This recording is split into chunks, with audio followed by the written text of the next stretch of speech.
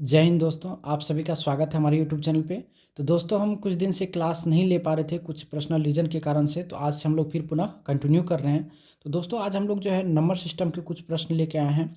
ठीक है, तो आज फिलहाल मिक्स क्वेश्चन है, चलिए हम लोग देखेंगे। ठीक है, तो स्टार्ट करने से पहले मैं एक लाइन आप लोगों को कहना चाहूँगा कि जीतने की उम्मीद हमेशा अपने साथ होनी ही चाहिए, तब ही कहीं जाकर आप सफल हो पाएंगे। यानी जीतने की उम्मीद हमेशा अपने साथ ही होनी चाहिए, तभी कहीं जाकर आप सफल हो पाएंगे। अर्थात कभी भी अपने आप को हारने मत दीजिए, मन में हमेशा एक जीत की उम्मीद रखिए कि आज न कल हमारी जीत होगी, और इसी जीत को हम लोग मन में लेकर के तैयारी करेंगे। ठीक है दोस्तों, तो चलिए अब स्टार्ट करते हैं। ठीक है, तो चलिए पहला क्वेश्चन क्या कह रहा है जरा हम लोग देख लें। पहला क्वेश्चन क्या कह रहा है, जो 171 गुना 172 गुना 173 को 17 से विभाजित करने पर जो है प्राप्त शेषफल ज्ञात कीजिए। बहुत अच्छा प्रश्न है, तो आइए हम लोग इसको सॉल्व करते हैं। क्या हुआ, 171 गुना 172 गुना 173, और इसमें कितना से भाग देना है, 17 से विभाजित करना। तो जब देखेंगे बुआ, आप इसमें 17 से अगर भाग देंगे तो 17 दहीन 170 यहाँ पर खत्म हो जाएगा, तो कितना शेष बच जाएगा, 1 बचेगा। जब यहाँ भाग देंगे तो कितना बचेगा, 2 बचेगा, और यहाँ भाग देंगे तो कितना बचेगा, 3 बचेगा। और बीच में देखिए क्या है, मल्टीपल है, तो उसको हम लोग उसी तरह से, यहाँ शेष 1 बचा तो गुना है गुना लिखिए, यहाँ 2 बचा तो 2 लिख देंगे, फिर गुना है गुना लिख, 3 है तो 3 लिख दिए।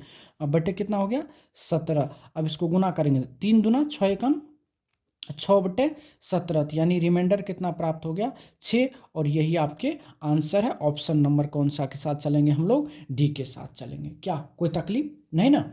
चलिए अब हम अगला क्वेश्चन की अगर हम बात करें, तो अगला क्वेश्चन क्या कहता हुआ जरा देखेंगे। कहा कि यदि संख्या इतना 8 से विभाज्य है तो y का न्यूनतम मान ज्ञात कीजिए। आइए ना बात करते हैं इस सवाल को, जरा सा हम लोग सॉल्व करते हैं। क्या है, 6484y6 करा, ये क्या है, 8 से पूर्णतः विभाज्य है। तो 8 से विभाज्यता का नियम क्या कहता है कि अंतिम 3 अंक अगर अंतिम 3 अगर 8 से विभाज्य है तो वह संख्या पूर्णतः किससे विभाज्य होगा, 8 से। अब y का मान आपको इसी में से कोई एक होगा, तो चलिए ना जरा से लेते हैं, देखते हैं। अगर हम y यहाँ पर 1 रखते हैं, मान के चलिए 1 रखेंगे, अगर 1 रखेंगे तो 8 पंचा 40 बचेगा, और 1 से आराम से कट जाएगा। देखिए ना, अगर आप 3 रखेंगे, देखिए 3 अगर रखते तो 8 पंचे 40, 8 पंचे 40 हुआ, बचा 3 36, 8 से विभाज्य नहीं होगा। 4 रखते 44, 8 पंचे 40 46 नहीं होगा। अगर 1 रखते हैं बुआ, तो 1 अगर रखेंगे बुआ तो कितना हो जाएगा, यहाँ पर अगर 1 रखते तो 8 45, 8 9 16, अर्थात यहाँ पर क्या होगा, 416, जो 8 से पूर्णतः क्या है, वह पूर्णतः विभाज्य। देखिए ना, 8 पंचे 40 और 8 9 16, यानी कितना, 52 बार में पूर्णतः कट जा रहा ना। तो मतलब यहाँ से y का जो मान निकला वह कितना निकला, 1 निकला, और यही आपके आंसर। ऑप्शन नंबर हम लोग सी के साथ चलेंगे। कोई तकलीफ नहीं ना। चलिए बुआ, अगला प्रश्न की ओर अगर हम लोग चलें तो बहुत ही प्यारा प्रश्न है, आप पढ़ेंगे इस प्रश्न को। देखिए क्या करा है कि जब n को 5 से भाग देने पर शेषफल 2 बचता है, तो n² को 5 से भाग देने पर शेषफल कितना बचेगा। 3 है, 1 है, 4 है, 0। तो आइए ना इस सवाल को सॉल्व करते हैं। मान लीजिए n है, और n को जब आप 5 से भाग देते बुआ तो रिमाइंडर कितना बचता है, 2 बचता है। इस टाइप का जब सवाल हो तो यहाँ से आप n निकाल लेंगे। कैसे, तो n कैसे निकलेगा, तो 5 + 2 बराबर कितना हो गया, 7, यानी n का मान कितना निकल गया, 7। अब कह रहा है n² में आपको कितना से भाग देना है, 5 से भाग देना। n² का मतलब 7 के स्क्वायर में आप 5 से भाग दे, 7 से कितना हो गया, 49। और 49 में जब आप 5 से भाग देंगे तो कितना होगा, 5 9 45, रिमाइंडर कितना बच जाएगा, 4। और यही आपके आंसर। ऑप्शन नंबर हम लोग किसके साथ चलेंगे, 3 के साथ चलेंगे। क्या कोई तकलीफ नहीं ना, यहाँ तक में कोई तकलीफ। देखिए जब भी इस टाइप का सवाल आ जाए, जब किसी संख्या को n में 5 से भाग दिया जाए, से इतना शेषफल 2 शेष बचता है, तो सब जो शेष बचता, भाजक और शेष को जोड़ देंगे तो वह n का मान निकल, जैसे भाजक कितना था 5 और शेष कितना 2, तो वह दोनों को जोड़ देंगे तो n का मान निकल जाता है, मतलब भाज्य का मान निकल जाता है। उसके बाद जो कहता है आप कर दीजिए, कोई तकलीफ है ना। चलिए हम आगे की ओर चलते हैं।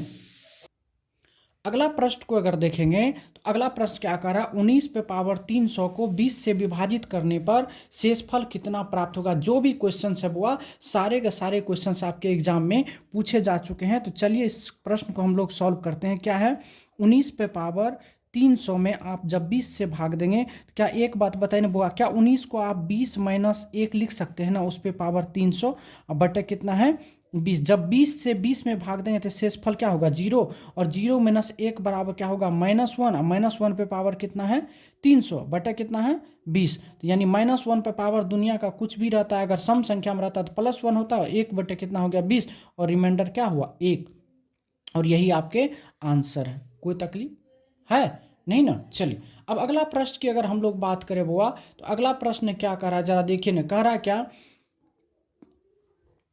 जो ये निम्नलिखित में से किससे विभाज्य है, यानी 47 पर पावर क्या है 25 माइनस क्या, हम 1 पर पावर भी 25 लगाएंगे तो कोई फर्क पड़ेगा, यानी a पर पावर n माइनस b पर पावर n, और n अगर क्या रहता है, एक बात हमेशा याद रखिएगा कि वह संख्या, अब देखिए इसको आप क्या लिख सकते हो, ऐसे कर सकते हैं ना, कैसे बता दूँ आपको, कि a पर पावर n माइनस b पर पावर n, और n अगर मान चलिए ऑड नंबर रहता है, ऑड नंबर रहता है तो ये पूरी की पूरी संख्या जो है a माइनस बी से क्या होता है विभाज्य होता है, a माइनस बी से विभाज्य होता है। तो अब जरा सा देखिए ना, इन दोनों का अगर हम माइनस करेंगे तो 47 माइनस 1 बराबर कितना होता है 46, और यह 46 इसमें कौन सा ऐसा ऑप्शन है जो 46 को पूर्णतः विभाज्य कर देगा, क्या 21 से 46 कटेगा नहीं, 24 से 46 कटेगा नहीं, 19 से कटेगा नहीं, तो एक ही संख्या है कौन सा 23। अब देखिए ना, आप 46 में अगर बुआ 46 में अगर आप 23 से भाग देंगे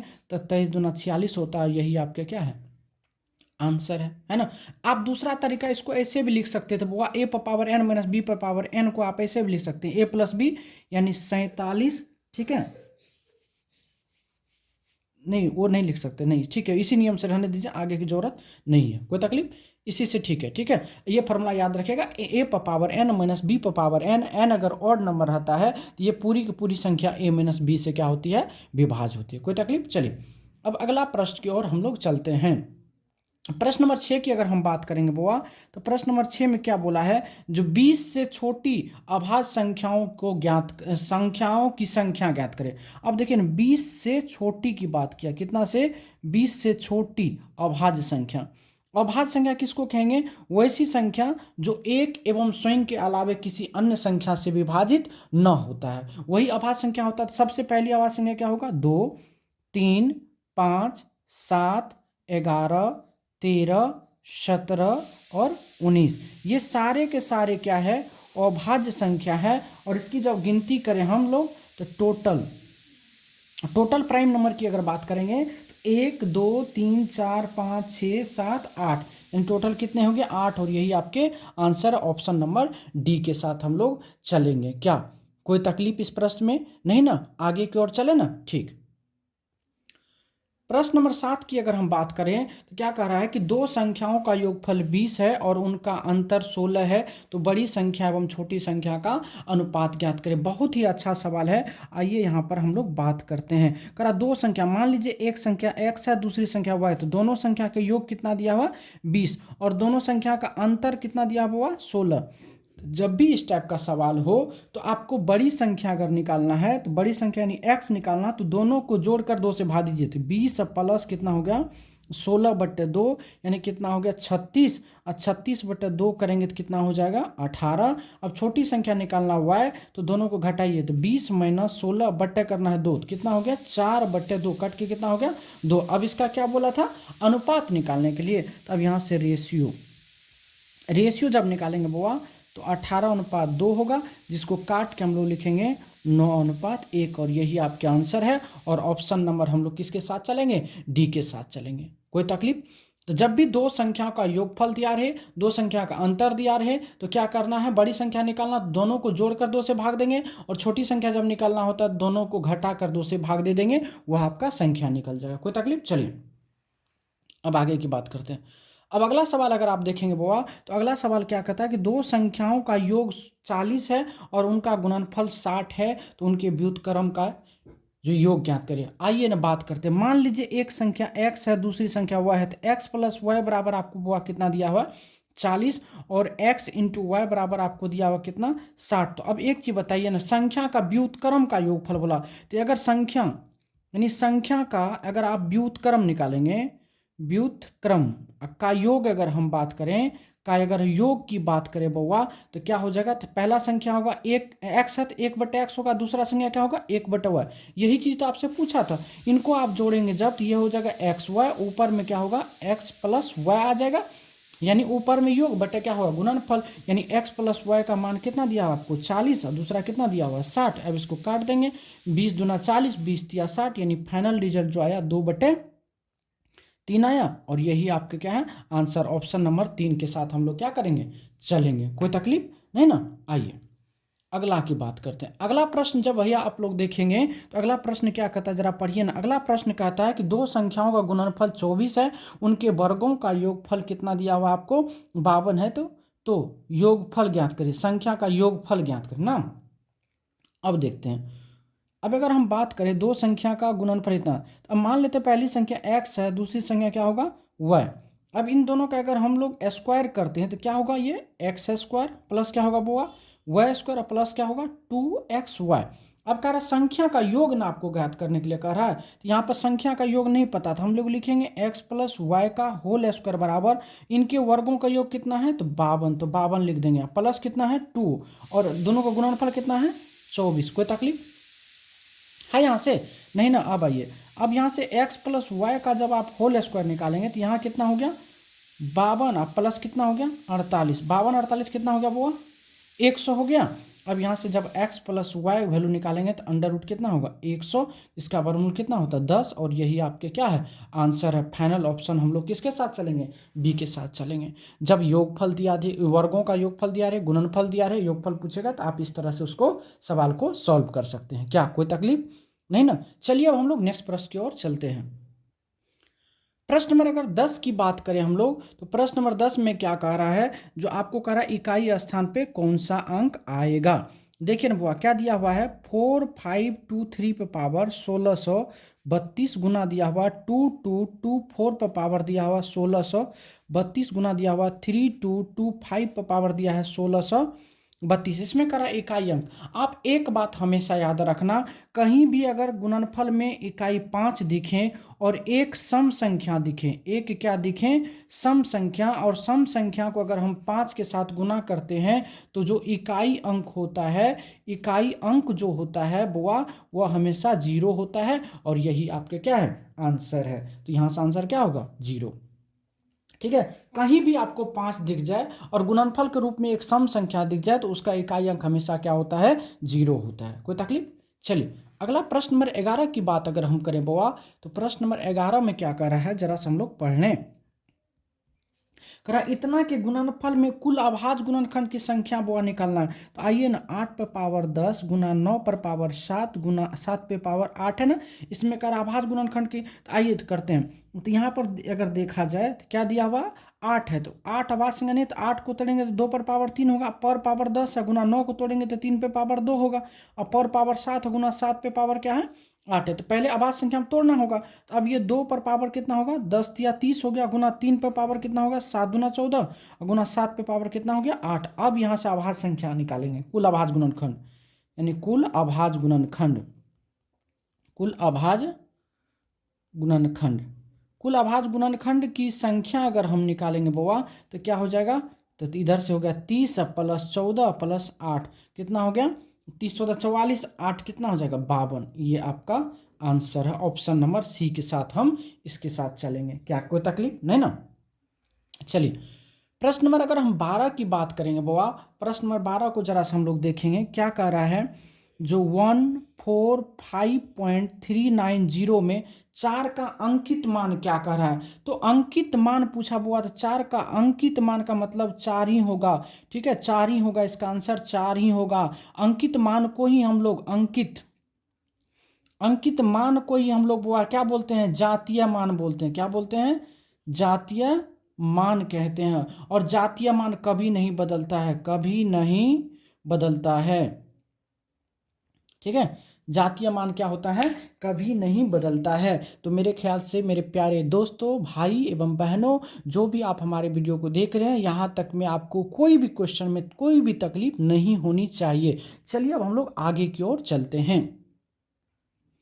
प्रश्न नंबर 13 की अगर हम बात करेंगे तो प्रश्न नंबर 13 में क्या कहता है बुआ, जो प्रश्न नंबर 13 में क्या कहता है, इतना में 9 के स्थानीय मान एवं अंकित मान का अंतर। बहुत ही प्यारा सवाल है। 229301 में कह रहा है 9 का अगर आप स्थानीय मान निकालेंगे बुआ तो 9 पे कितने जीरो, 4 जीरो, और 9 का जब अंकित मान निकालेंगे तो कितने होंगे, 9। अब इसका पूछा अंतर, अंतर घटा दीजिए, यहाँ होगा 1, यहाँ होगा 9, यहाँ होगा 9, यहाँ होगा 8, यानी ये आपके आंसर है। ऑप्शन नंबर बी में आपको दिख रहा है।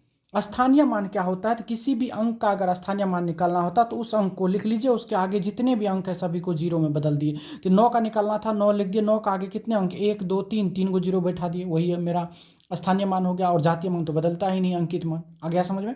चलिए प्रश्न नंबर 14 की अगर हम बात करें बुआ, प्रश्न नंबर 14 में क्या कह रहा है कि 36 में 3 के स्थानीय मान का योग। इस 3 का अगर निकालेंगे तो 3 के आगे कितना अंक, 1 2 3, तो यहाँ 3 जीरो बैठाएंगे। और इस 3 का जब निकालेंगे तो 3 के आगे एक अंक है। अब इसका क्या पूछा, योगफल पूछा, तो जोड़ देंगे तो क्या होगा, 30 30, और यही आपका आंसर है। ऑप्शन नंबर कितना हो जाएगा, बी हो जाएगा। कोई तकलीफ, सारे के सारे क्वेश्चन पूछे जा चुके हैं, ठीक है। अब आइए, अब यहाँ पर बात करते हैं क्या करा बुआ, जो एक किसान के घर में मुर्गियों और बकरियों हैं, मुर्गियाँ और बकरियाँ हैं, उनके सिर की कुल संख्या कितना है, 42 है, और पैर की कुल संख्या 138 है, ठीक है। तो मुर्गी की संख्या क्या है, आइए ना मान लेते हैं मुर्गी की संख्या x है, मुर्गी x मानते हैं, और बकरी y मानते हैं। तो दोनों का सिर x प्लस y बराबर कितना दिया हुआ बुआ, 42 गो है ना, 42 गो है। अब एक चीज बताइए ना, तो मुर्गी को जो है कितना टांग होता है, 2 टांग, तो 2x, और प्लस क्या कहते बकरी को कितना टांग, 4 टांग, तो 4y बराबर कितना दिया हुआ आपको, टोटल 138। अब इसको सॉल्व कर दीजिए आप, ये समीकरण 1 हो गया, ये समीकरण 2 हो गया। कोई तकलीफ नहीं ना। चलिए इसको जब आप सॉल्व करेंगे तो इसमें क्या करना पड़ेगा, 2 से गुना करेंगे तो यहाँ कितना हो जाएगा, 2x हो जाएगा, 2y हो जाएगा, और यहाँ पर 2 से गुना हो जाएगा तो कितना होगा, ये 84 हो जाएगा। यहीं पर इसी में सॉल्व कर देते हैं। तो अब देखिए ये यहाँ पर घटाएंगे तो ये से ये खत्म हो गया, हो गया। तो आपको क्या बोली, मुर्गी का ना, तो मुर्गी, चल बकरी के यहाँ से निकल जाएगा, तो 4y में से 2y गया, कितना होगा, 2y बराबर 138 में से 84 गया, कितना होगा, 4, यानी 54। 8 में से 4 गया 4, और 13 में से 8 गया 5। अब यहाँ से अगर y निकालेंगे तो कितना होगा, 2 से कट जाएगा, कितना बार में, 27 बार में। यानी मुर्गी क्या कहते हैं आपको, बकरी की संख्या कितना निकल गया, 27 को, बकरी की संख्या कितना निकला, 27, यहाँ से कट गया।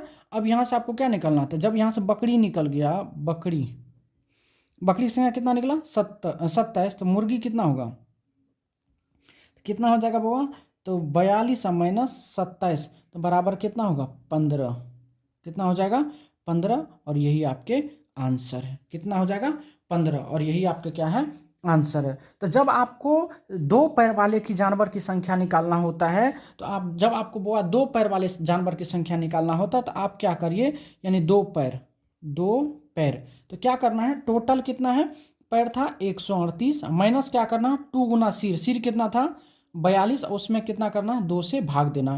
तो ये कितना होगा, तो अब जब इन दोनों का भी सॉल्यूशन किया हम लोग, कितना 138 में से जब हम लोग 84 घटाए तो कितना हुआ वो, कितना, वो 4 पैर वाला, यहाँ 4 लिखना है, 4 पैर वाला, ठीक है, कितना, 4 पैर वाला। तो कितना हो गया, कितना और भाई, और 54 आया, कितना आया, 54। अब इसमें 2 से भाग दें कितना होगा, 27, यानी 27 आ गया। तो 4 पैर वाला जब भी निकालना होता है तो कुल पैर माइनस 2 गुना सिर, बट 2 होता है, तो ये 4 पैर का होता है, उसमें से आपको घटा लीजिएगा। कोई तकलीफ नहीं ना। चलिए आगे की ओर हम लोग चलते हैं। देखिए अगला प्रश्न जब हम लोग पढ़िएगा, प्रश्न नंबर 16 की अगर हम बात करें, क्या करा, एक महल में 40 व्यक्ति, यदि प्रत्येक व्यक्ति अन्य व्यक्ति से हाथ मिलाता है तो कुल कितनी बार हाथ मिलाए। तो हाथ मिलाने की संख्या, हाथ मिलाने की संख्या की अगर बात करें तो एक छोटा सा फॉर्मूला लिखिएगा, n इंटू n माइनस 1/2 होता है। तो कितना हो जाएगा, 40 गुना 40 में से गया 39, अब बटे कितना होगा, 2 से काटेंगे कितना होगा, 20, तो ये 0 हो जाएगा, 9 दूना 18, और 3 6 1 7, कितना होगा, 780 आपके क्या हो गए, आंसर हो गए। कोई तकलीफ नहीं ना। चलिए अब प्रश्न नंबर 17 की बात करेंगे हम लोग। प्रश्न नंबर 17 क्या करा हुआ, जरा से पढ़ेंगे। करा 4 अंकों की वह छोटी से छोटी संख्या ज्ञात करें जिसमें 2, 3, 5 और इतना से विभाजित करने प्रत्येक स्थिति में शेषफल 1 बचता है। तो जब देखिए 10 कितना है, 91 है, और ये कितना है 1021 है। बाय ऑप्शन बनाएंगे, ये 1001 है और ये कितना है 1041। सब में करा प्रत्येक दशा में एक शेष बचे, एक शेष बचेगा तो एक पहले घटा दीजिए, एक सब में घटा दीजिए। जब एक घटाएंगे तो कितना हो जाएगा, ये 1090, ये कितना हो जाएगा 1020, ये कितना हो जाएगा 1000, और ये कितना हो जाएगा आपको 1040। अब क्या करना आपको, विभाज्यता का नियम, आप 3 का विभाज्यता का नियम लगा दो। तो 3 का विभाज्यता का नियम लगाओगे तो अंकों का योग क्या होना चाहिए, 3 का गुणज होना चाहिए। देखिए 9 और 1 10, तो ये कभी भी 3 से विभाज्य होगा, नहीं होगा। 2 1 3 होगा, ये देखिए कभी नहीं होगा। 4 और 5 ये भी कभी नहीं होगा, तो इसलिए आंसर कौन सा होगा, ये हो जाएगा आपका आंसर। ऑलरेडी छांट लिए हम लोग, क्या कोई दिक्कत। तो 3 से विभाज्यता के नियम लगा दिए। 3 से विभाज्यता का नियम क्या कहता है कि दी गई संख्या का अंकों का योग 3 का गुणज होना चाहिए। तो 9 1 10 कभी भी 3 से विभाज्य नहीं होगा, 2 1 3 होगा, 1 कभी भी नहीं होगा, 4 1 5 कभी भी नहीं होगा। इसलिए ऑप्शन नंबर हम लोग बी पे चलेंगे, ठीक है। आइए प्रश्न नंबर 18 की बात करते हैं। प्रश्न नंबर 18 में क्या करा बुआ, जो आपको करा भिन्न का लौसा ज्ञात करिए। तो लौसा बराबर क्या होता है, भिन्न का लौसा। भिन्न का जो लौसा होता है बुआ, वो अंश का, यानी अंश का लौसा बटे क्या होता है, हर का मौसा।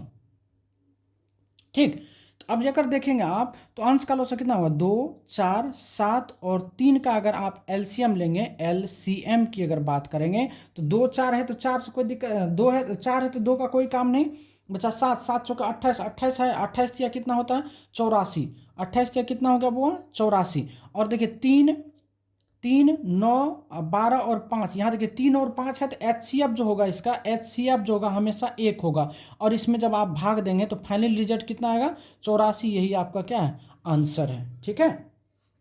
कोई तकलीफ नहीं ना। चलिए अब आगे की ओर हम लोग चलते हैं।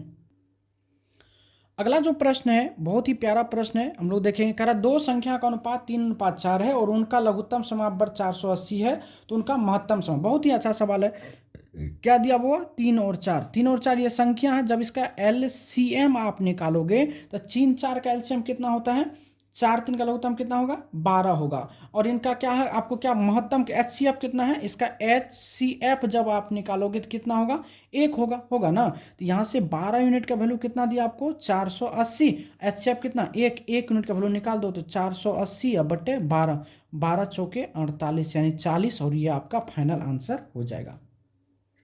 तो जब एलसीएम दिया रहेगा तो उस अनुपात का एलसीएम निकालेंगे, जब एचसीएफ दिया रहेगा तो अनुपात का एचसीएफ निकालेंगे, ठीक है। कोई तकलीफ। चलिए अब अगला प्रश्न की ओर हम लोग चलते हैं। प्रश्न नंबर 20 की अगर हम लोग बात करें, प्रश्न नंबर 20 की अगर बात करें, करा यदि दो संख्याओं का अनुपात 5:7 है और उनका महत्तम समावर्तक 8 है तो उनका लघुत्तम बताइए। देखिए क्या दिया हुआ 5:7, इनका एलसीएम अगर निकालेंगे तो 35 यूनिट होगा बुआ, और एचसीएफ अगर आप निकालेंगे 5 और 7 का एचसीएफ कितना होगा 1 होगा। तो अब यहाँ से 1 यूनिट का वैल्यू कितना दिया हुआ 8 दिया है, तो आपको 35 यूनिट का वैल्यू आपसे पूछा है, तो 8 गुना कितना होगा 35 होगा।